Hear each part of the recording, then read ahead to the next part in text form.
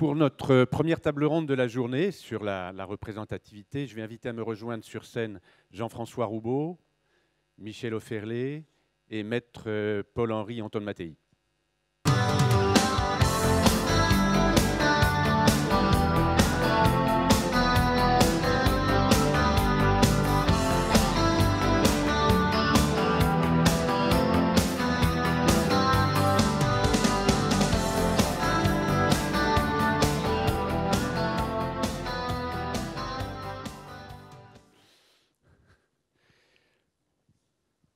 Jean-François Roubaud, je crois qu'on pourrait dire que peut-être avant tout, vous êtes chef d'entreprise.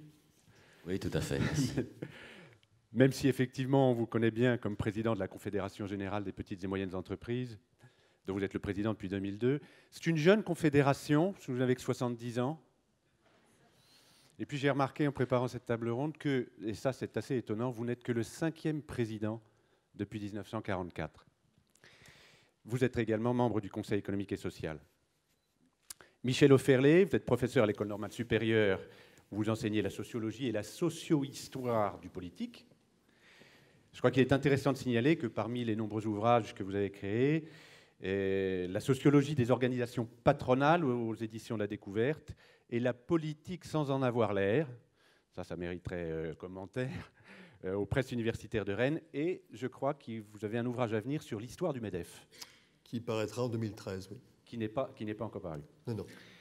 Maître Paul-Henri Anton Mattei, vous êtes agrégé des facultés de droit en droit privé et sciences criminelles. Vous êtes professeur à l'université de Montpellier et doyen honoraire. Vous êtes avocat au barreau de Paris, avocat associé au cabinet Barthélemy Avocat. Et vous êtes président de la conférence des doyens des facultés de droit. Alors Jean-François Roubaud, sous l'angle politique de la représentativité, je crois que vous avez été le premier à apporter cette question pour les organisations patronales. Est-ce que vous pouvez nous dire dans quelle mesure c'est une question que nous devons traiter aujourd'hui? Bon, vaste question, mais la représentativité patronale, il faut d'abord insister sur l'importance du rôle que nous avons. Je crois que nous sommes là pour défendre d'abord les chefs d'entreprise et les entreprises, puisque dans les PME, le chef d'entreprise et l'entreprise sont indissociables, et j'aime bien le rappeler en ce moment à notre gouvernement. Ça me paraît très important parce que dans une période que l'on vit qui est difficile, on a une période économique que nous traversons pour toutes nos entreprises qui n'est pas simple, même si ce n'est pas aussi dramatique que certains voudraient bien le dire, c'est quand même pas simple. Et pour faire remonter les problèmes, le désir, les souhaits de nos chefs d'entreprise, il faut bien qu'il y ait un porte-parole quelque part. Et nos organisations représentatives interprofessionnelles sont là pour cela. Et notre rôle aujourd'hui est extrêmement important, puisque vous voyez bien tout ce qui se passe, il y a des mouvements à peu près dans tous les sens. Et nous avons vraiment un rôle essentiel à partir du moment où nos organisations sont suffisamment fortes pour être représentatives et écoutées. Et ça aussi, c'est quelque chose de très important. Alors, la CGPME, nous sommes, je crois, représentatifs. Nous sommes présents sur à peu près 120 départements ou territoires, y compris territoires d'outre-mer. Vous parliez tout à l'heure de Tahiti, président. Nous sommes présents donc dans tous ces territoires et départements, et nous sommes aussi représentatifs de plus de 200 branches professionnelles, dont la vôtre. Et puis alors, j'ai appris tout à l'heure, cher François-Xavier, que vous étiez à l'origine de la CGPME, à la création, vous il y a 100 ans et moi il y a seulement 70 ans. Donc je suis beaucoup plus jeune que vous et j'aime bien le faire remarquer parce que sur le livret d'état civil, c'est pas tout à fait vrai. Bon, donc ce rôle est très important. Et peut-être je voudrais insister sur le fait que nous ne représentons que des petites ou moyennes entreprises ou très petites entreprises. Il y a des sujets que nous sommes sans doute les seuls à pouvoir aborder facilement. J'en ai en tête essentiellement, qui est important aujourd'hui, c'est celui du rapport de force entre le grande entreprise et le sous-traitant, le donneur d'ordre et le sous-traitant. Et là, je crois que nous sommes sans doute les seuls à pouvoir aborder ce problème de manière très libre, puisque nous n'avons pas de grandes entreprises. Bon, donc c'est au moins un sujet sur lequel nous travaillons. Il y a aussi des dossiers sur lesquels nous travaillons beaucoup. Vous savez que sur les négociations qui sont en cours sur la sécurisation du salarié, enfin, du parcours professionnel, nous avons un point extrêmement fort sur lequel je me suis encore entretenu hier avec Laurence. Alors je vous regarde puisque vous allez écrire un livre sur... Je ne vous ai pas mis porte-parole, mais vous allez écrire un livre, donc vous allez en parler. Non, je me suis entretenu hier, je crois qu'il y a un problème très important. Il ne faut pas que cette négociation soit au détriment des PME, parce que je vois des orientations vers lesquels on va tout faire pour essayer de simplifier les licenciements collectifs, dont nous, les PME, n'avons que faire, pour être tout à fait honnête, au détriment d'une fiscalisation ou d'un coût sur les contrats à durée déterminée. Alors que nous savons très bien, nous, petites entreprises, que les CDD sont essentiels pour nous. Mais ils sont aussi essentiels pour l'emploi, puisque c'est souvent le début d'un contrat à durée indéterminée par la suite. Alors, s'il y a des abus, et nous les reconnaissons, c'est plutôt dans les grandes entreprises et puis éventuellement dans l'administration, n'est-ce pas? Donc, c'est peut-être à eux de faire attention. Alors, on va essayer de mettre des freins, de mettre des points quelque part pour éviter que cela ne pénalise les petites entreprises et par ailleurs l'emploi. Donc les négociations sont difficiles. Alors je parlais de Laurence Parisot tout à l'heure parce que nous sommes d'accord, je l'ai eu au téléphone encore hier soir tard sur ce concept. Mais attention à ne pas pénaliser nos PME parce que c'est elles qui créent l'emploi, c'est elles qui créent la richesse et c'est en cela qu'une organisation interprofessionnelle est importante. Elle porte le message que vous, chef d'entreprise, avez apporté. Vous ne pouvez pas vous retrouver à 2 900 000 dans le bureau du Premier ministre parce que le bureau n'est pas assez grand. Mais par contre, nous devons défendre, et un des problèmes essentiels, c'est de vous écouter et de vous entendre. Et c'est en cela que, alors je n'ai pas encore le nom en tête, mais que le CICF, le CINOV, merci, est très présent chez nous. Je vois Xavier Roiret qui est là, tous les jours, il m'appelle toutes les semaines pour me dire qu'est-ce que tu fais là-dessus, etc. Donc vous êtes extrêmement dynamique, parce qu'une organisation interprofessionnelle, c'est aussi un petit peu quelque part l'auberge espagnole. On y trouve ce qu'on y apporte. Donc voilà ce que je veux dire. Donc l'importance d'une organisation comme la nôtre, je crois, est essentielle aujourd'hui. Mais d'une certaine manière, est-ce que pour une confédération comme la vôtre, la relation avec les branches professionnelles n'est pas plutôt une difficulté, vous n'avez pas les mains suffisamment libres? Est-ce que les branches vous laissent suffisamment tranquilles? Non, je disais justement que Xavier m'ennuie tous les mois. Ouais, mais mis à part cela, non, pas du tout. Au contraire, c'est très complémentaire. On a deux représentativités. On a les territoires d'un côté et les branches professionnelles de l'autre. Il faut bien voir qu'un chef d'entreprise... Bon, je dis un secret pour personne, moi je suis dans le bâtiment. Je suis rentré dans le syndicalisme assez jeune, mais une entreprise, elle adhère d'abord à son syndicat professionnel, parce qu'elle y va, j'allais dire presque naturellement, elle va y retrouver des confrères, elle va pouvoir discuter de ses problèmes personnels, et c'est à partir de là, et c'est par les branches que aussi l'interprofessionnel est extrêmement représentatif. Et moi je crois que le rôle des branches est essentiel, écoutez, moi tous les mois j'ai une réunion avec les branches et les territoires, et je crois qu'il y a un apport formidable par les branches professionnelles, ne serait-ce que parce qu'on connaît les problèmes. Vous savez, quand je parle du fluvial, avant-hier du réseau ferré de France et puis des derniers kilomètres à faire, je parle aussi des ingénieurs conseils, je parle du bâtiment, je parle de l'hôtellerie, de la restauration, puisque vous avez aussi un département hôtellerie-restauration chez vous. Donc tout cela, on a besoin d'être au courant de vos difficultés, des difficultés de chacun pour pouvoir porter aux politiques et aux acteurs économiques les vraies difficultés de nos chefs d'entreprise. Et donc, moi, je suis extrêmement demandeur des branches. D'ailleurs, si elles sont 200 à adhérer à la CGPME, c'est qu'il y a une vraie raison. Merci, Michel Offerlé, sous l'angle de la sociologie, avec un regard universitaire. Vous êtes sociologue, vous avez étudié le fonctionnement des organisations patronales. De votre point de vue, pour être représentatif, comment doit-on faire ? Bien, alors, c'est effectivement un débat qui ne fait que commencer, je pense, puisqu'il a été lancé sur la place publique récemment, à partir de la loi donc, du 20 août 2008 sur les organisations syndicales, et également un certain nombre donc, de responsables d'organisations professionnelles représentatives des entreprises et des chefs d'entreprise ont également désiré poser le problème, justement, de cette représentativité, à la fois du pourquoi et du comment. Alors le pourquoi, je crois que, pour revenir un peu avant 1912, puisqu'on a parlé un peu d'histoire, je crois que le problème se pose, pourrait-on dire, dans un pays comme la France, en ce qui concerne l'existence des corps intermédiaires. Les corps intermédiaires, dans l'esprit jacobin, ont été donnés comme, au départ, quasiment inutiles. Il ne devait rien avoir entre le citoyen et l'État. Cette histoire nous a pas mal marqué. Nous vivons encore assez largement sur l'idée qu'il n'y a pas eu de corps intermédiaire, ou en tous les cas, que ce qu'on peut appeler la société civile aussi a été, dans quelque sorte, par rapport à d'autres pays, assez minoré.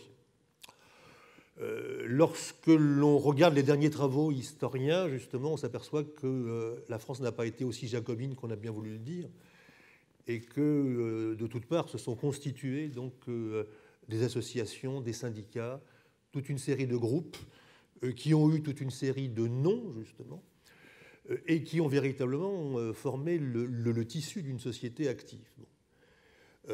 Ces groupes, éventuellement, ils peuvent avoir des noms péjoratifs. Corporation, corporatisme, lobby, groupe d'intérêt, groupe de pression.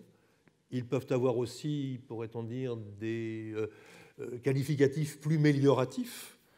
Le vieux force vive de la nation, je crois que vous êtes invité au vœu justement de la présidence de la République, c'est toujours les forces vives de la nation.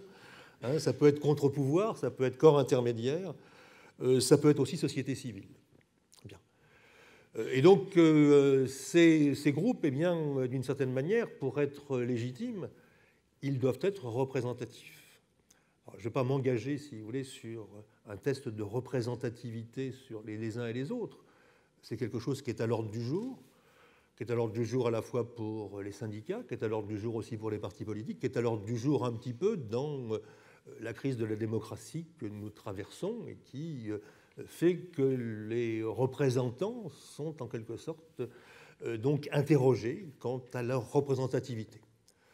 Alors cette représentativité, donc, il y a plusieurs manières de la mesurer et il y a plusieurs manières, en quelque sorte, de fonder une légitimité qui soit également une représentativité. Une légitimité charismatique, c'est l'incarnation dans un homme. Une légitimité fiduciaire, c'est la légitimité de l'expertise. Je ne crois pas que ce soit justement donc, dans un homme que véritablement les organisations syndicales ou patronales cherchent leur représentativité, mais en tous les cas, ils la cherchent également donc, du point de vue de l'expertise. Et puis une légitimité, pourrait-on dire, fondée sur la représentation, et donc sur la bonne représentation. Et effectivement, d'une certaine manière, c'est autour de ce problème-là que tourne donc toute une série de débats, aussi bien sur le long terme, la nécessité donc d'être légitime pour être représentatif, et également sur le court terme, à partir notamment de la loi de 2008. Et puis plus largement, parce qu'il y a un certain nombre d'enjeux qui sont compris justement dans cette représentativité. Être représentatif pour pouvoir négocier, pour pouvoir siéger, pour pouvoir porter la parole, et également aussi pour, en quelque sorte, équilibrer les différentes organisations. Je sais qu'également donc, la CGPME, par rapport au MEDEF, a un certain nombre donc, de demandes sur le poids qu'elle peut éventuellement donc, occuper dans toute une série donc, d'organismes ou éventuellement de conseils. Alors, je ne vais pas rentrer dans les détails, parce que je pense également, on va revenir également avec mon confrère justement sur l'aspect plus juridique des choses. Bon, il y a des situations qui sont relativement simples du point de vue représentatif. Hein, une entreprise donc n'a pas à prouver sa représentativité, finalement, le chef d'entreprise est représentatif justement de son entreprise. De la même manière également, vous avez toute une série de fédérations donc, qui sont des fédérations à monopole dans lesquelles il y a un seul acteur. Je pense notamment même parfois où l'adhésion est obligatoire, comme la fédération des banques, par exemple, ou comme les assurances, ou éventuellement comme les groupes pétroliers, vous n'avez pas de problème. Les problèmes qui se posent véritablement, c'est donc la complexité des organisations patronales qui y mènent. C'est d'une part lorsque vous avez donc des fédérations concurrentielles, lorsqu'il y a 2 fédérations ou 3 fédérations éventuellement, voire 4 parfois, qui sont en concurrence. Lorsque vous avez également des fédérations entremêlées, puisque justement on parlait tout à l'heure de la CGPME, la CGPME et le MEDEF ont également donc toute une série de fédérations entremêlées, puisqu'il y a 24 fédérations qui sont à la fois au MEDEF et qui sont également donc à la CGPME. Il y a 3 fédérations qui sont à la fois à la CGPME, à l'UPA et également au MEDEF. Donc là aussi, le problème de la représentativité, à quoi les adhérents adhèrent, se pose effectivement de manière tout à fait claire. Bien. Alors les solutions qui ont été apportées, donc là aussi du point de vue juridique, donc il y a toute une série de manières de vérifier la représentativité, voire éventuellement d'appliquer ce qui a déjà été fait donc aux organisations patronales, l'article 21.1 donc du Code du travail. Et sinon, il y a 3 méthodes pour mesurer la représentativité. Et il y a éventuellement se reposer sur l'adhésion. Et donc, là aussi, qu'est-ce que c'est justement que l'adhésion? On adhère à quoi lorsqu'on est chef d'entreprise? On adhère à sa fédération, à sa confédération. Et puis, de toute manière, si on veut mesurer la représentativité du point de vue des adhérents, est-ce que l'on va éventuellement mesurer à travers le chiffre d'affaires, la valeur ajoutée, le nombre de salariés, ou éventuellement prendre, pourrait-on dire, un point de vue démocratique, qui est le nombre d'entreprises. Ce qui voudrait dire à ce moment-là qu'une petite entreprise a éventuellement donc, le même poids du point de vue donc, de la représentativité lorsqu'on considère les adhérents.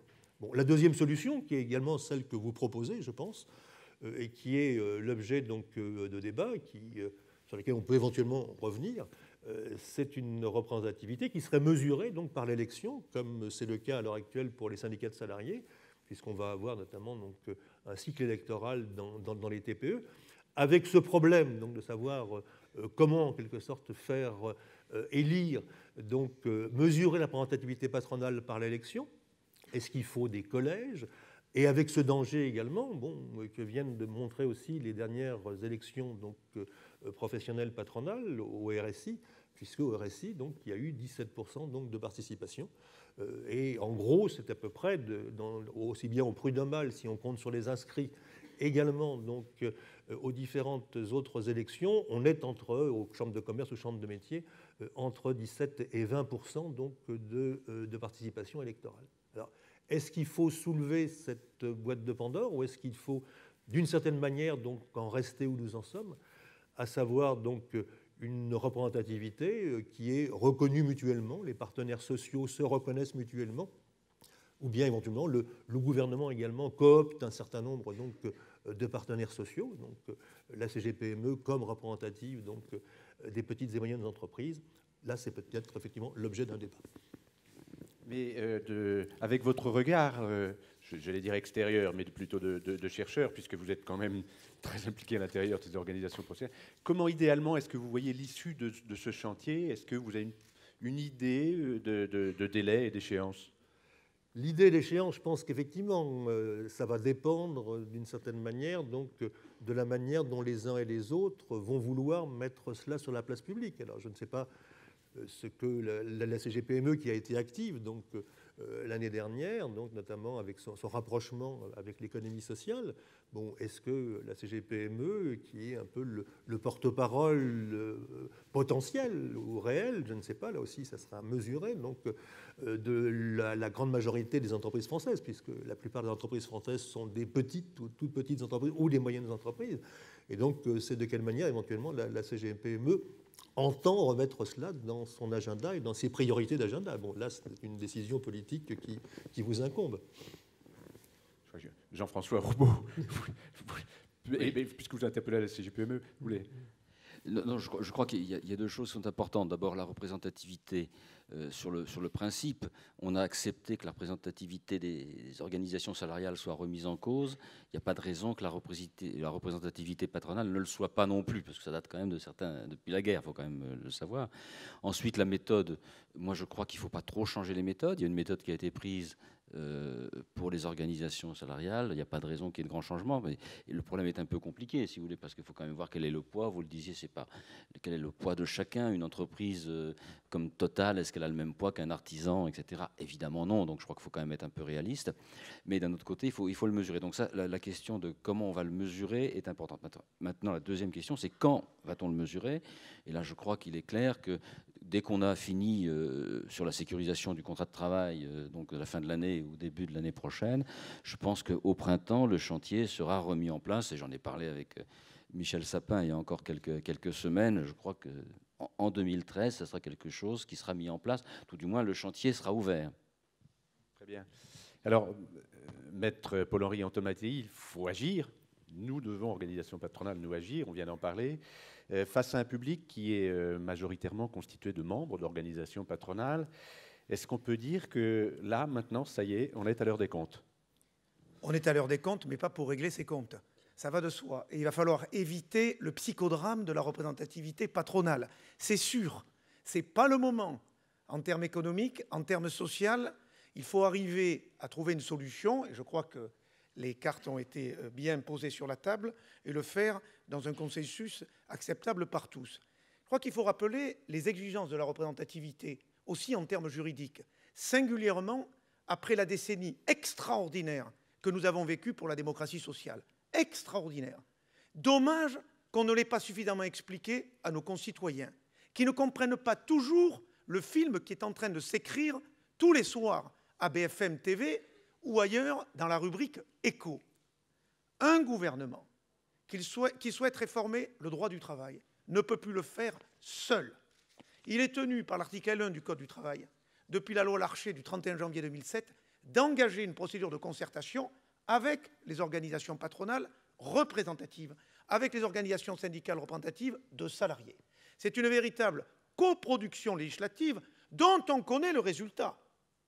Et là, c'est une question, et c'est un Corse qui vous parle, d'honneur pour les partenaires sociaux. C'est-à-dire qu'ils ont demandé à assumer une responsabilité de type législative ou pré-législative. Il faut qu'ils l'assument. C'est la raison pour laquelle on peut se féliciter de l'accord sur le contrat de génération, l'accord du 19 octobre dernier. Il doit y avoir un accord national interprofessionnel sur la sécurité de l'emploi. Même à minima, et j'entends bien M. Roubaud, et il a raison, chacun doit faire valoir ses particularités en fonction de ses adhérents, mais à la fin, il faut qu'il y ait, sur ces thèmes-là, qui sont plus difficiles que d'autres, un accord. Et du coup, soyons clairs, puisque à la table de la négociation sont seuls invités les organisations représentatives, on ne peut pas faire l'impasse sur une détermination de la représentativité des organisations patronales. Ceci étant, on laisse entendre qu'il n'y a pas de système de représentativité des organisations patronales. C'est faux. Nous avons une jurisprudence du Conseil d'État lorsque nous avons eu quelques difficultés à propos de certaines organisations patronales, et le Conseil d'État nous a dit, attendez, les critères du Code du travail sont les mêmes pour les uns et pour les autres, je vais simplement les adapter. Sauf que, comme l'a parfaitement dit M. Offerlé, depuis la loi du 20 août 2008, ces critères ont changé pour les organisations syndicales de salariés, et notamment le critère de l'audience est devenu le critère de référence. Donc vous ne pouvez plus, à l'heure qu'il est, faire un copier-coller des critères de la représentativité syndicale de salariés pour la représentativité patronale. Donc là, rien que cet aspect technique des choses nous conduit à évoluer.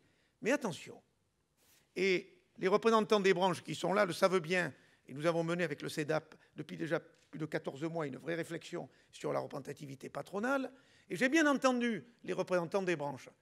Et je les remercie d'avoir mis en avant cet élément qui est passé souvent sous silence. Il n'y a pas qu'un enjeu de la représentativité patronale. Il y en a au moins deux. L'autre enjeu de la représentativité patronale, c'est d'être interlocuteur des pouvoirs publics dans sa spécialité, singulièrement pour la mise en place de réglementations techniques. Or, vous avez aujourd'hui quasiment une fédération patronale sur deux qui ne participe pas à une négociation collective de branche et qui pourtant a besoin aussi de représentativité patronale. Dois-je rappeler ici le scandale des Grenelles divers et variés, où les ministres invitent qui le souhaitent sans vérifier la représentativité des interlocuteurs. Moi qui suis chasseur et pêcheur, par ailleurs, je pourrais vous dire ici le scandale lorsque le ministère de l'Environnement, sur des sujets qui intéressent tous les représentants et tous ceux qui sont préoccupés par l'environnement, choisit et n'invite pas, par exemple, la Fédération nationale des chasseurs, dont la représentativité n'est pas discutable. Donc, s'il faut une technique de représentativité, s'il faut la déterminer, déterminons-la. Alors, dans les choix qui ont été proposés, qui ont été parfaitement présentés, moi j'ai fait mon choix. Élection, ici, piège à con. Je crois qu'on va s'embrouiller. On va s'embrouiller avec une élection pour les employeurs. Pourquoi? Parce qu'il va falloir déterminer en amont des périmètres, des collèges. Qui dit collège dit derrière qu'on risque de se trouver avec des représentativités catégorielles, ce qu'il ne faut surtout pas faire. Pourquoi? Parce que nous n'oublions jamais, derrière la représentativité des organisations patronales, il y a le dialogue. Derrière le dialogue, il y a l'accord. Derrière l'accord, il y a le champ d'application de l'accord. Si nous nous trouvons au niveau des branches avec des organisations qui se sont présentées par rapport à des collèges liés notamment à la taille de l'entreprise, nos amis des organisations syndicales de salariés vont dire « mais finalement, vous n'avez pas le même pouvoir que nous et le même poids que nous ». Et du coup, vous allez handicaper la vie des accords collectifs. Donc, évitons de rentrer dans des créations de collèges avec un système électoral extrêmement compliqué et des résultats qui pourraient être contestés. Je ne fais allusion à aucun événement récent touchant d'autres organisations, notamment politiques. Mais quand même, l'expérience malheureuse des uns doit sans doute servir d'exemple aux autres. Et c'est d'autant plus vrai que quoi?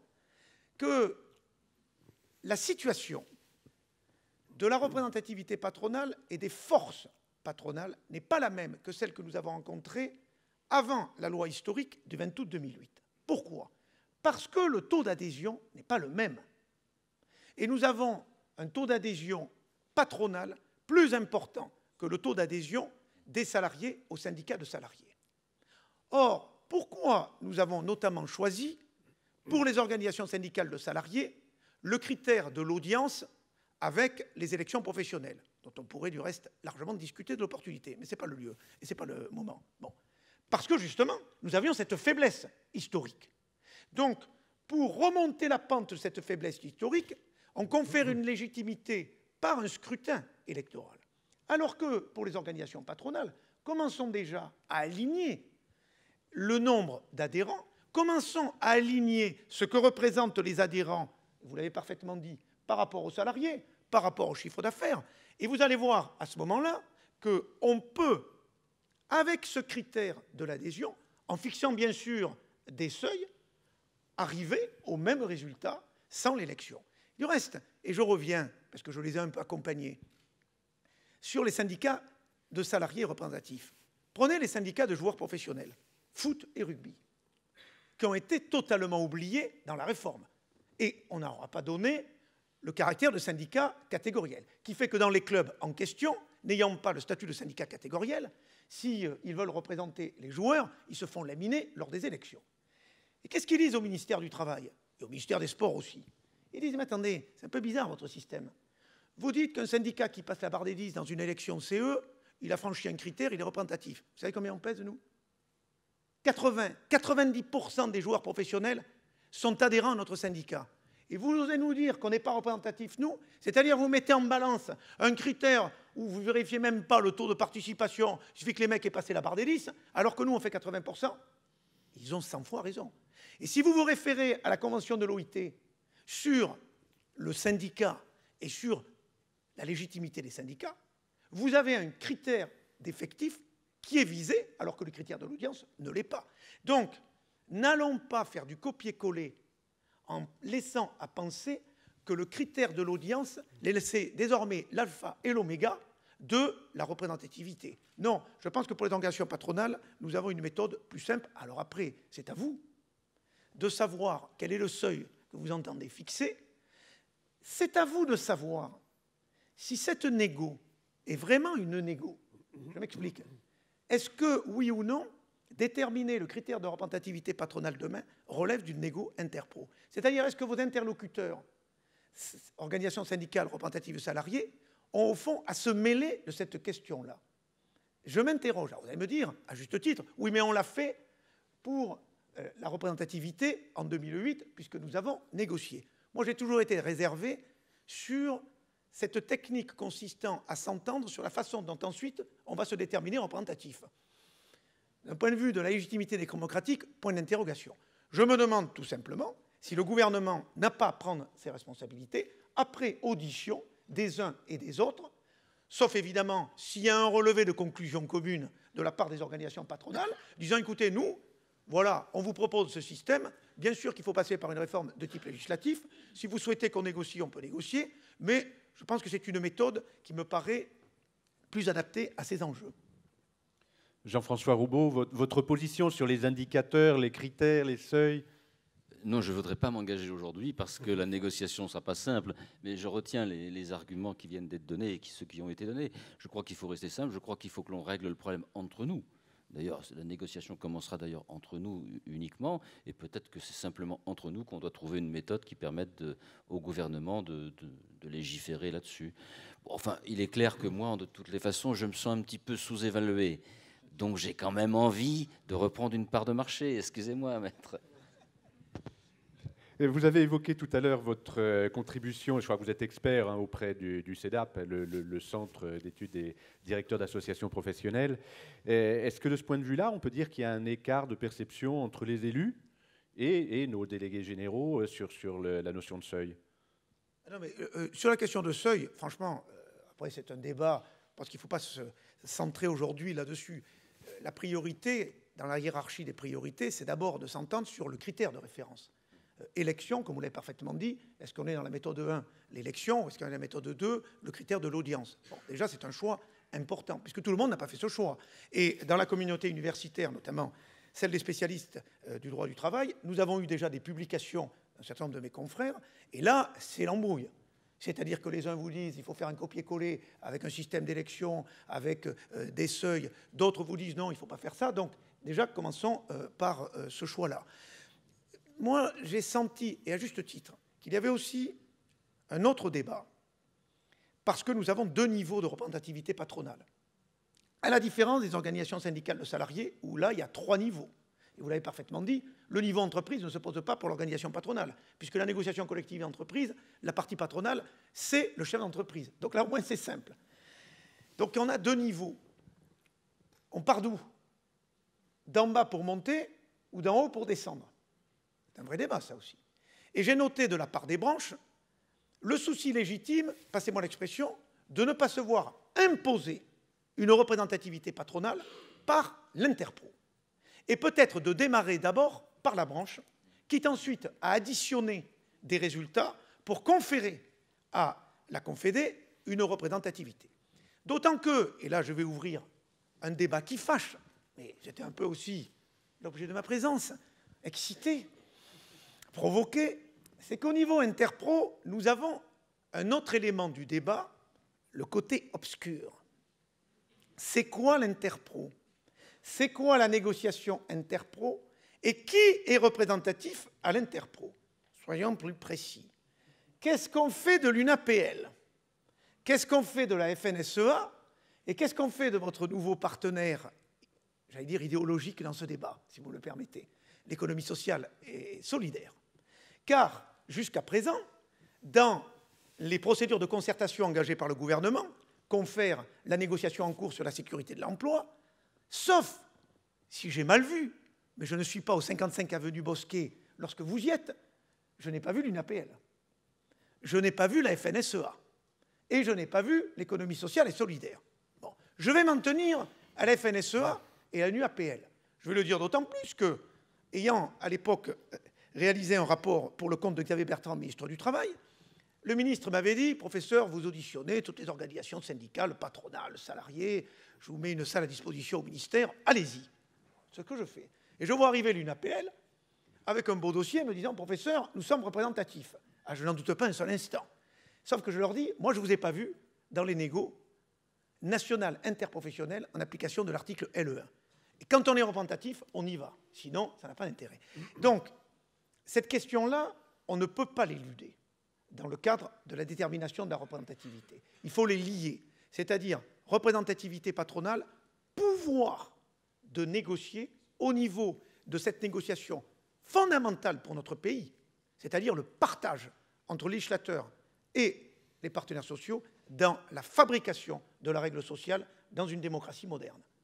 Donc, je ne sais pas quel est votre sentiment, je pense que vous allez les accepter, il faudra qu'ils viennent à la table, mais du coup, est-ce qu'eux se considèrent comme interpro généraliste ou comme catégoriels dans le cadre d'un interpro, comme l'est la CGC? Parce qu'au fond, c'est le sort de la CGC. La CGC a une représentativité cadre, mais vient à la table de la négo interpro intercatégorielle.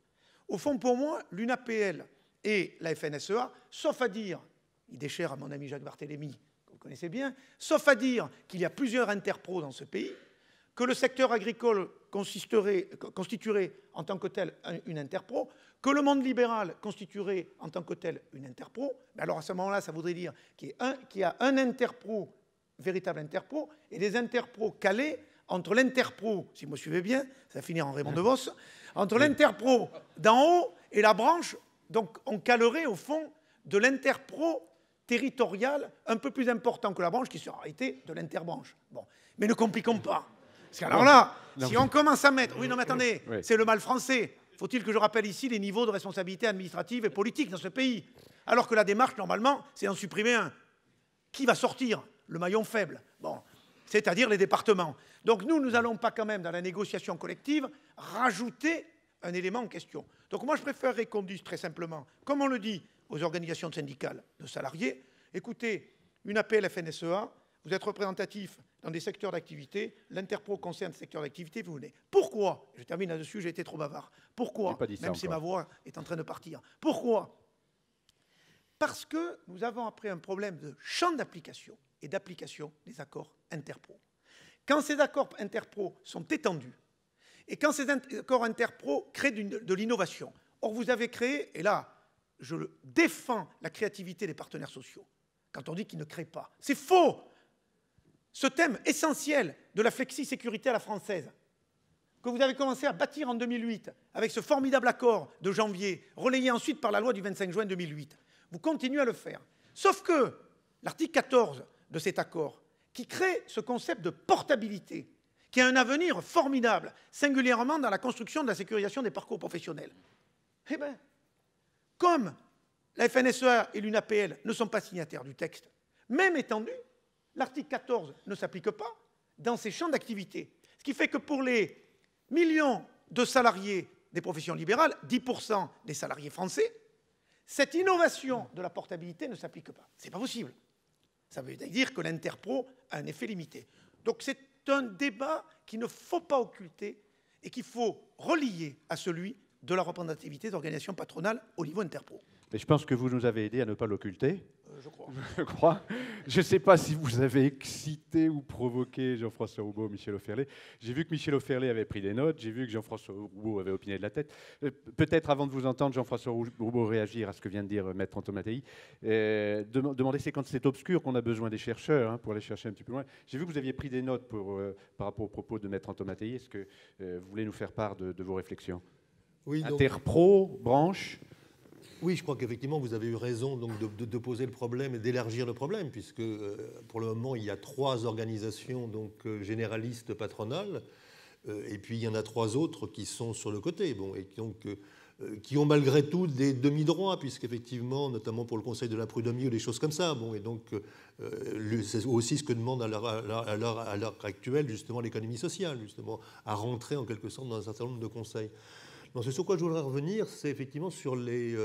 si on ne se contente pas du statu quo, hein, puisqu'apparemment donc, vous ne souhaitez pas, ou vous estimez donc, nécessaire de remettre en cause le statu quo pour des raisons à la fois politiques et pour des raisons juridiques. Donc, il y a effectivement donc, 2 possibilités.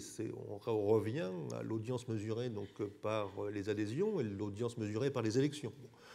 L'audience mesurée par les élections se heurte à 2 problèmes. D'une part, je crois qu'évidemment, vous avez eu raison, la question des collèges. Est-ce qu'on aurait à ce moment-là les collèges des chambres de commerce? Bon, effectivement, avec le problème de la pesée. Donc, qu'est-ce qui pèserait? Bon, comment on ferait cela au niveau de la branche, au niveau d'un cumul interprofessionnel? Donc, il y a ce problème donc, des collèges, et donc où on met la barre exactement, et avec ce risque, c'est vrai, donc d'avoir des espèces de représentation catégorielle. D'une certaine manière, bon, il n'y aurait plus ces 2 organisations généralistes que sont la CGPME et le MEDEF, puisque l'UPA, malgré tout, bon, a un champ de compétences qui est quand même plus restreint que les vôtres. Bon. Alors, si on va de l'autre côté, si on va du côté de l'audience, moi, je suis curieux de voir donc l'audience par l'adhésion. Je suis curieux de voir quand on lance la boule sur le billard, qu'est-ce que ça donne? Parce que ça veut dire qu'on refond complètement l'organisation patronale. Et ça veut dire que bon, la FFB, vous allez la compter à combien donc pour le MEDEF et à combien pour la CGPME? L'UMI, vous allez la compter où, etc., etc. Bon, donc le problème ne se pose pas ici, puisqu'il y a Syntec et donc il y a Sinov, bon, qui sont effectivement donc, bien séparés, avec également des pôles de recrutement qui sont assez dissemblables. Mais vous avez toute une série donc, d'organisations qui sont coadhérentes. Donc ça veut dire qu'à ce moment-là, bon, alors est-ce que c'est peut-être votre souhait politique d'éclaircir les choses et de faire que la CGPME et le CNPF et le MEDEF qui étaient donc presque ensemble, puisque la CGPME, jusqu'en 1980, siégeait au comité directeur du MEDEF. Après, il y a eu du CNPF. Après, il y a eu une séparation progressive également, notamment avec la création du MEDEF et la création de la dissociation des unions patronales et la création des MEDEF territoriaux également. Bon, alors est-ce que ça veut dire qu'on serait dans une troisième phase, pourrait-on dire, d'autonomisation de la CGPME, et donc à ce moment-là, chacun chez soi et chacun ses adhérents. Bon, c'est un petit peu cela aussi que, justement, une mesure par le nombre d'adhérents risque d'aboutir. Alors, je ne sais pas, là, c'est une décision très politique. Jean-François Roubaud. Je ne vais pas apporter de réponse maintenant. Je crois que deux réflexions que je peux faire, c'est ce qui a été annoncé aussi, c'est sur la représentativité interprofessionnelle. Elle est aussi indépendante de la représentativité des branches. Et vous le savez, enfin, dans votre organisation, c'est que nous avons des réunions en ce moment sur la représentativité des branches, puisque nous essayons de voir comment les deux peuvent s'associer ensemble. La deuxième réflexion que je voulais faire, c'est que vous avez parlé de l'économie sociale. Pourquoi nous avions pris, il y a un an, un accord avec l'économie sociale? Parce qu'elle ne pense pas être suffisamment importante pour être représentative interprofessionnelle en tant que telle, et qu'elle préférait s'associer à une organisation telle que la nôtre pour défendre ses intérêts dans certains domaines. Ça me paraît assez juste. En ce qui concerne la FNSEA, c'est un tout petit peu différent, parce que là, on a vraiment une activité qui est un petit peu à part dans notre... On pourra en reparler. Mais je crois que l'ensemble de ces autres acteurs qui ne sont pas aujourd'hui dans le cadre interpro, ça mérite d'être vu. Et les professions libérales dont vous parliez tout à l'heure, je ne sais pas si elles peuvent être représentatives en tant que telles ou si elles doivent adhérer dans une organisation existante. Mais ce qui est certain, c'est que le problème se pose. Il y a plus d'1 million de salariés, on ne peut pas les occulter comme cela. Donc il faut voir comment ce rôle des acteurs peut être pris en charge par nos organisations existantes aujourd'hui. Alors complémentaires ou individuellement, je ne sais pas. Mais c'est un travail à faire. Le travail est important. Il n'est pas simple, hein, bien sûr, vous l'avez souligné. Donc sur cette question de représentativité qui est au cœur de nos discussions, à la fois à l'intérieur de nos syndicats, mais aussi sur le terrain dans nos chambres régionales, nous avons prévu de donner la parole à quelques-uns d'entre vous pour interpeller nos trois intervenants. Donc je vous demanderai au moment où vous manifestez pour poser votre question, de bien vouloir dire votre nom et votre fonction, votre principale occupation. On a 2 micro-baladeurs qui sont en fonction dans la salle. Et donc, maintenant que j'ai de la lumière dans la salle, je vais demander, pour l'instant, je n'ai pas vu de main, mais le premier qui lève la main est le premier qui aura la parole.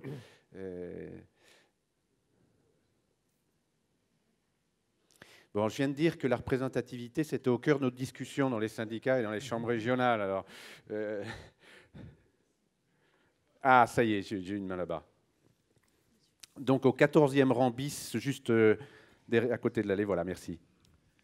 Bonjour, Jean-Philippe Desranleau, membre de CICF Informatique, Sinov IT maintenant. Je vous prie de m'excuser, je n'ai pas les bons réflexes encore.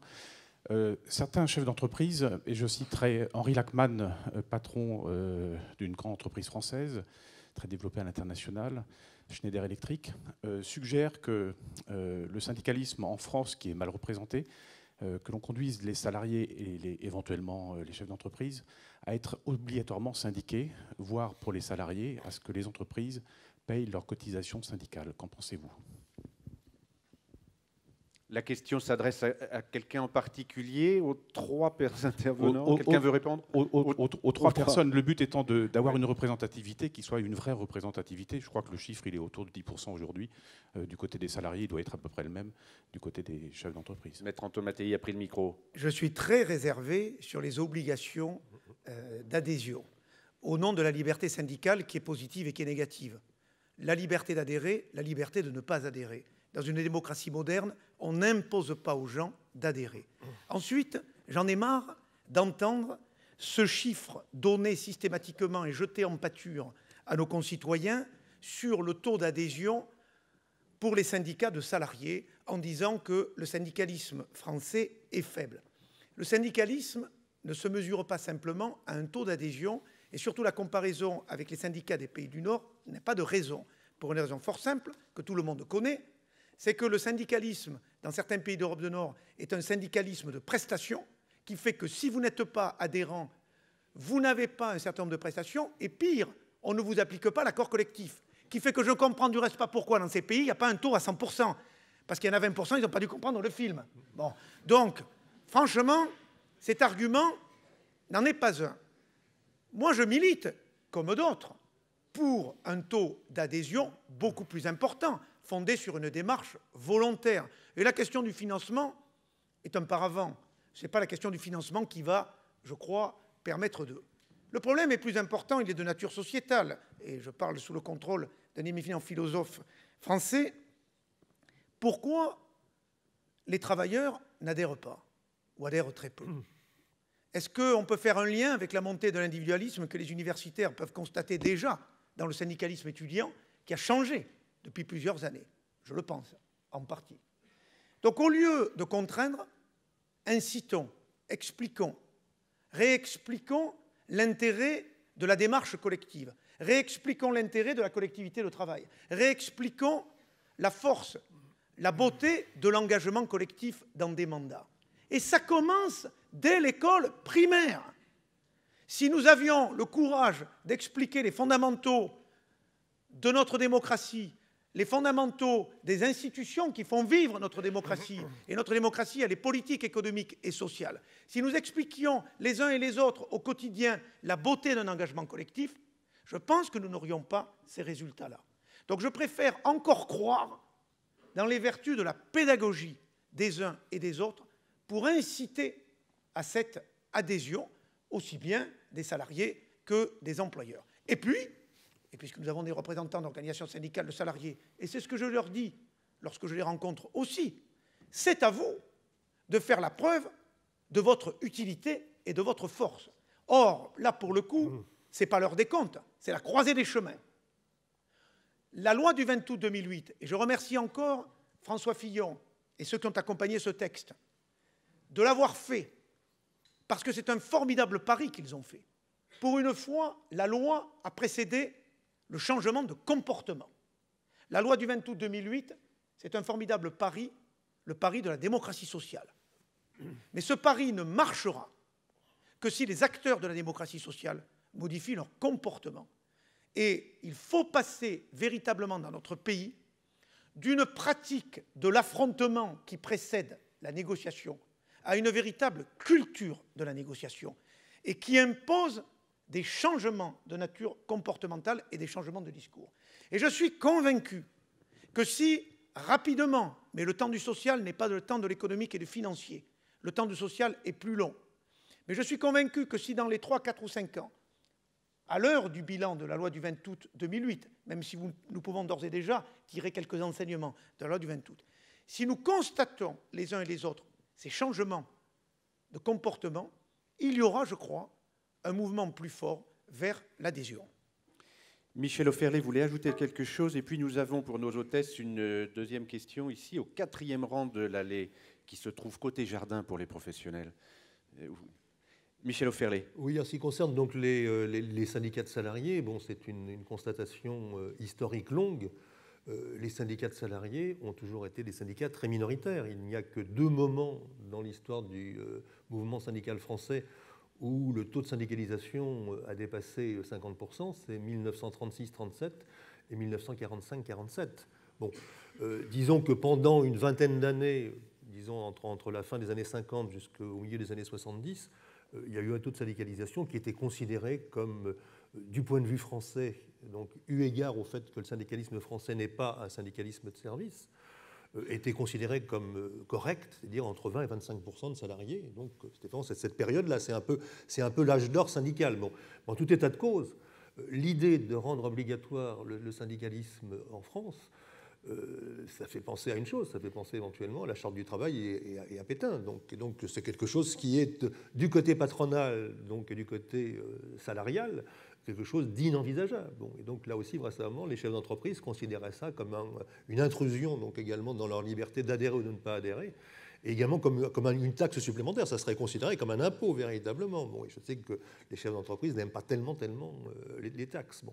Alors les autres solutions, bon, elles ont été testées, elles reviennent de temps en temps à l'ordre du jour. C'est effectivement, donc, on a beaucoup parlé dans les années 90, on en parle beaucoup moins à l'heure actuelle, même s'il y a eu quelques accords qui ont été signés dans les grandes entreprises aussi, en ce qui concerne le chèque syndical, comme forme, donc, éventuellement d'aide puisque les syndicats sont en quelque sorte aussi, les syndicats patronaux et les syndicats de salariés sont des espèces de services publics de la démocratie. Alors je sais que ni les uns ni les autres ne veulent être subventionnés comme le sont les partis politiques, mais veulent rester justement sur une adhésion. Enfin, les chèques syndicaux éventuellement, même la CFE-CGC, si mes souvenirs sont exacts, dans les années 90, avait proposé éventuellement donc une formule qui était en quelque sorte le rachat donc, des conventions collectives. C'est-à-dire qu'effectivement, les conventions collectives, c'est en quelque sorte donc, quelque chose qui est fait pour tout le monde, notamment avec la procédure d'extension. Et donc, à ce moment-là, comment éventuellement donc, faire que ceux qui ne sont pas adhérents syndicaux puissent racheter les conventions collectives. Bon,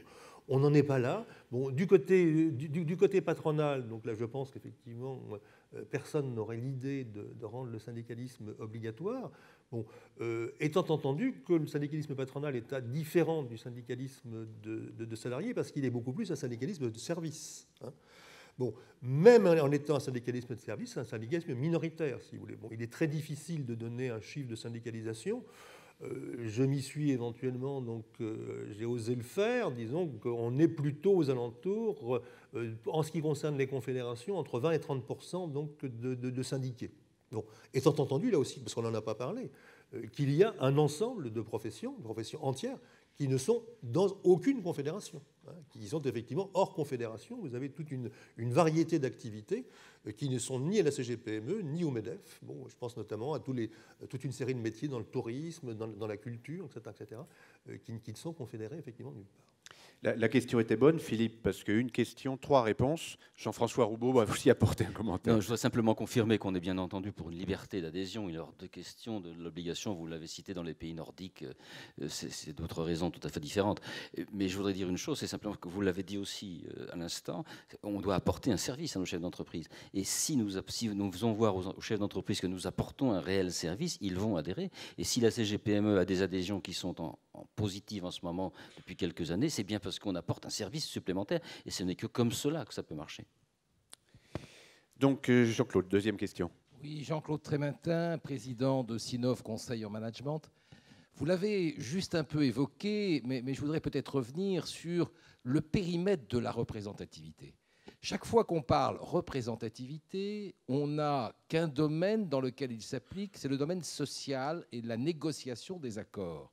Or, il y a également, suivant les activités, suivant leur structure, d'autres périmètres, et notamment la reconnaissance peut-être des statuts dans lesquels ces activités sont exercées. En conseil et management, 97% des structures n'ont pas de salariés.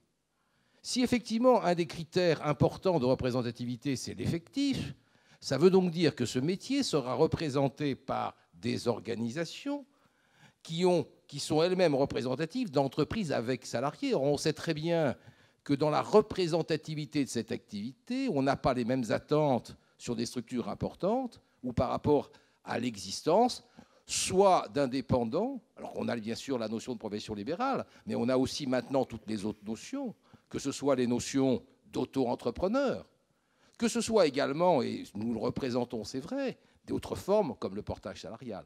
Donc, à la limite, quel est justement le périmètre que l'on doit donner à cette notion de représentativité? Et là aussi, ma question s'adresse un peu aux 3 personnes. Merci. Ce n'est pas tellement une question de périmètre, c'est une question de fonction de la représentativité.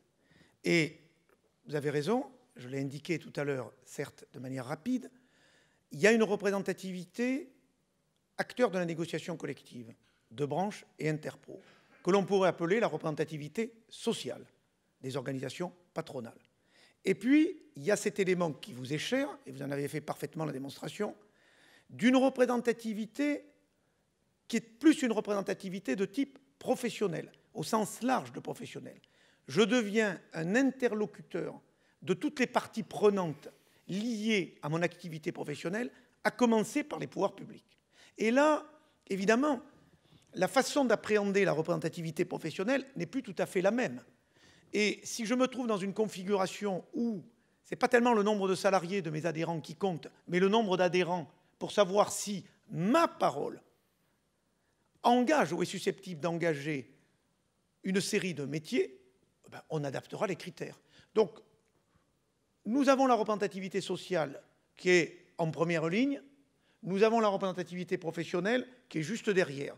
Traitons les deux de manière concomitante, avec peut-être des adaptations pour la représentativité professionnelle. Ceci étant, et alors là, sans avoir de statistiques, personne n'en a, mais on peut considérer sans doute que ceux qui auront la représentativité sociale, dans 90 ou 95% des cas, auront aussi la représentativité professionnelle. Donc en réalité, il faudra s'intéresser à des situations comme les vôtres, où la représentativité sociale n'est peut-être pas l'urgence, et donc la représentativité professionnelle, en revanche, est plus prioritaire pour vous. Mais on y arrivera. Jean-François Roubaud. Sur la représentativité sociale, une organisation comme la nôtre où on a 200 branches professionnelles, les intérêts sont souvent divergents. Donc il faut bien arriver à conjuguer les intérêts des uns et des autres. C'est ce que nous faisons sur le plan social tous les jours. Mais quand on est sur un plan économique ou fiscal, je prends le projet de loi de finances par exemple, nous sommes battus pendant 3 semaines avec le cabinet du Premier ministre sur les plus-values de cession de titres, etc. Nous avons fait un travail formidable qui était valable pour tous les chefs d'entreprise, quelque branche que ce soit, puisque quand vous cédez vos parts ou vos actions, que vous soyez plombier, ingénieur conseil ou hôtelier, c'est exactement la même chose. Donc ce travail-là, il est fait pour l'ensemble des activités. Je peux vous assurer que sur ce combat-là, nous avons été extrêmement prêts, nous avons tenu la plume, etc., pour modifier toutes ces erreurs. Donc le lobby, il est à ce niveau-là, il n'est pas que social. Il est social, mais il est économique et il est politique aussi, quelque part. Et ce lobby que nous le faisons pour tout le monde et toutes les branches professionnelles. Vous avez une question, mais je crois que vous avez déjà le micro. Je peux éventuellement dire... Pardon, excusez-moi, je n'avais pas vu. Oui, donc je pense que de ce point de vue-là, les organisations patronales sont différentes des organisations syndicales. C'est-à-dire que le périmètre d'action des organisations patronales est plus large. Hein. Parfois, on dit partenaires sociaux, bon, pour parler essentiellement du social, mais notamment, il y a toute une série de domaines dans lesquels donc, les syndicats de salariés n'interviennent pas directement. Je pense notamment à tout ce qui concerne les normes techniques, par exemple, où effectivement les syndicats patronaux ont un rôle à jouer. Bon, et également tout ce qui concerne donc, la défense professionnelle. Bon, ce qui fait que d'ailleurs, puisqu'on a fait de la comparaison syndicale, bon, dans certains pays, vous avez une séparation très très nette, justement, entre les fonctions sociales et les fonctions donc, économiques. Hein. C'est notamment c'est l'exemple danois ou c'est l'exemple allemand, où vous avez ce qu'on appelle des trade organizations et des employers organizations. Donc, et ici, donc, vous avez un espèce de mélange des deux, de la fonction économique et sociale, ce qui fait effectivement que là aussi, le syndicalisme patronal français est aussi différent, justement, donc, comme le syndicalisme de salariés français par rapport à ses homologues européens. Merci. C'est à vous. Bonjour, Igor Belimov, président du CEDAP, dont on a parlé tout à l'heure. D'ailleurs, je remercie Sinov de cette publicité aussi inattendue qu'agréable et aussi les participants à la table ronde. Donc effectivement, le CEDAP, comme on l'a rappelé, a essayé de réfléchir à cette question de la représentativité avec ses membres et ses adhérents. D'ailleurs, nous avons évité le débat de la représentativité puisque n'adhèrent au CEDAP que les personnes. Nous sommes une association de personnes. Mais fort heureusement, d'ailleurs, on échappe à cette question cruciale de la représentativité parce que les 230 personnes portent un petit peu leur organisation professionnelle sur le dos. Et j'entends le président Roubaud dire qu'il est à la conquête de parts de marché. On a évité cet écueil de représenter 230 branches et dont être potentiellement des concurrents de la CGPME, qui est notre soutien et partenaire depuis de nombreuses années. Donc très rapidement sur les deux questions que je souhaitais poser. La première à l'adresse du professeur Anton Mattei, qui nous a donc aidé à mûrir cette réflexion. Auriez-vous la possibilité peut-être d'exposer très brièvement ces 7 critères, et en particulier en 2 blocs, 3 premiers critères qui seraient peut-être des critères obligatoires et communs à tous de manière séparée, et 4 autres critères qui seraient plus à prendre dans un sens global, quitte à pondérer éventuellement ces différents indices, et qui permettraient une meilleure différenciation de la représentativité sociale dont on a parlé, de la représentativité purement professionnelle et technique, de l'autre, puisque très rapidement, je rappelle que nous avons en France à peu près 870 organisations professionnelles et que 50% d'entre elles sont totalement dans ce cas de figure de la représentativité technique et pas du tout sociale. Ma deuxième question, elle est évidemment à destination du président Roubaud, à savoir que dans ces discussions à venir sur la représentativité, les interpros seront consultés, seront interrogés. Vous-même, à la CGPME, vous avez cette réflexion interne pour savoir de quelle manière bien représenter les branches, qui sont aussi vos adhérents et vos soutiens. De quelle manière allez-vous porter, vous, Interpro, cette revendication, cette demande forte des branches sur la représentativité professionnelle technique? Est-ce que vous allez le faire vous-même en propre, ou est-ce que vous allez peut-être solliciter certaines de ces branches à venir ajouter cette voix au débat, ne serait-ce que pour faciliter vos négociations vis-à-vis des organisations syndicales salariées en face? Bien, je vous propose, puisque vous avez posé 2 questions à la fois, malheureusement j'allais réserver pour la dernière après. Donc on a eu la dernière, si vous le voulez bien. On va écouter les réponses de Maître Anton Mattei du président Roubaud. Et puis ensuite, je vous inviterai à terminer cette table ronde. Alors, je ne vais pas rentrer dans le détail, maintenant faute de temps, parce que j'ai vu que l'heure était écoulée. Et puis là, on rentre vraiment dans la technique juridique, qui est intéressante, puisque c'est quand même la concrétisation demain d'un projet politique qui sera évidemment déterminé par les acteurs. Mais c'est vrai qu'on peut reprendre les critères communs aux organisations syndicales représentatives de salariés, notamment les critères d'indépendance, de respect des valeurs républicaines, de transparence financière, ça ne pose aucun problème, qui sont du reste pas des critères de représentativité, qui sont des critères en réalité d'accès à une fonction de représentation et qui relèvent véritablement d'un bloc de constitutionnalité. Bon. Ensuite, on a le cœur des critères de représentativité que sont les effectifs d'adhérents, l'activité, l'expérience, n'oublions pas ces éléments qui valent aussi aujourd'hui encore pour les organisations syndicales de salariés, indépendamment du franchissement du seuil. Et donc, pour nous, l'effectif qui est le critère qui devrait être travaillé, aussi bien pour la responsabilité sociale que pour la responsabilité professionnelle, avec là des seuils qui pourraient tourner à 7-8%, à préciser. Bon, je ne veux pas non plus engager trop fortement le débat sur ces éléments techniques. Donc, on voit bien que, finalement, on aurait un socle commun avec les organisations syndicales de salariés et on aurait reprise de l'existant pour ne pas non plus perturber, parce que nous avons d'autres acteurs. Au fond, le Conseil d'État fait un travail, je ne vois pas pourquoi on jetterait le travail du Conseil d'État. On a aussi des éléments qui ont été proposés par déjà des organisations patronales. Donc maintenant, je pense qu'on est, comme en mécanique, à une question d'ajustement. On pourrait ajuster et faire des simulations. Et moi, je préfère qu'on fasse des simulations avant, non pas pour dire c'est celui-là qui va sortir vainqueur et celui-là affaibli, parce qu'alors évidemment, on tronque le débat et ça ne marche jamais, mais c'est quand même pour éviter des catastrophes, c'est-à-dire aussi des modifications de paysage syndical trop importants et de se trouver, je crois, dans l'embarras. Donc les simulations, les expérimentations en la matière ne seraient pas inutiles. Bien, merci. Et sur la deuxième question, Jean-François Roubaud? Oui, sur la première, j'ai pas de souci là-dessus, puis on va le mettre ça au point, il n'y a pas de problème. Non, sur la deuxième, il n'y a pas de problème non plus. Vous savez, le CEDAP le sait, nous organisons depuis déjà 6 mois, la CGPME, des réunions avec l'ensemble des branches qui veulent bien pour réfléchir justement à cette représentativité, voir comment la faire, comment les branches peuvent être représentatives au niveau de l'Interpro, etc. Donc c'est un chantier qui est ouvert, qui est compliqué, mais sur lequel nous travaillons déjà depuis 6 mois au moins. Très bien. Écoutez, merci. Nous sommes au terme de cette table ronde. Michel Offerlé, je vais peut-être vous laisser un mot pour conclure cette table ronde. Non, je pense que le débat a été bien lancé, mais moi je suis, en tant qu'observateur des organisations patronales, tout à fait justement intéressé sur la manière dont cela va se nouer juridiquement et politiquement l'année prochaine. Écoutez, je crois que nous pouvons remercier nos 3 intervenants